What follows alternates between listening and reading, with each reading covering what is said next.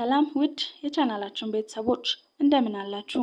ዛሬ ለሁላችንም በጣም አስፈላጊ የሆነ ጉዳይ ይዤላችሁ መጥቻለሁ። የአፍ ሽታ እንዳለብን ሰዎች በግልጽ አይነግሩንም፣ እንዲሁም ይሸሹናል እንጂ። ታዲያ ማንም ሳይነግረን የአፋችን ሽታ ምን አይነት እንደሆነ በቤታችን ውስጥ እንዴት ማወቅ እንችላለን? ዛሬ በጣም ቀላል የሆነ 4 ዘዴዎችን አሳያችኋለሁ። አንደኛ፣ የእጃችንን አንጓ መላስ።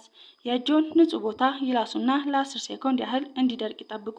ከደረቀ በኋላ ያንን ቦታ ያሽትቱ። ሽታ ካለው እሱ ትክክለኛ የአፎ ሽታ ነው ማለት ነው። ምክንያቱም ምላሶ ላይ ያሉ ባክቴሪያዎች እጃቸው ላይ ስለሚቀሩ ነው። ሁለተኛ፣ በማንኪያ ምላሳችንን መፋቅ።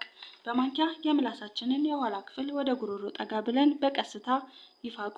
ከዛ ማንኪያው ላይ ነጭ ወይም ቢጫ ነገር ከወጣና ሽታ ካለው አሁኑኑ ጥርሶን መቦረሾንና ምላሶን መፋቅ እንዳይረሱ። ሶስተኛው፣ በሶፍት ወይም በጥጥ መጥረግ። ንጹህ ሶፍት ወይም ጥጥ በመጠቀም ምላሶን በደንብ ይጥረጉ። ሶፍቱንም ያሽትቱ። ሽታ ካለው ቀለሙን ቢጫ ከሆነ ባክቴሪያዎች አፍ ውስጥ አሉ ማለት ነው። አራተኛ፣ መዳፎን ጋርደው መተንፈስ።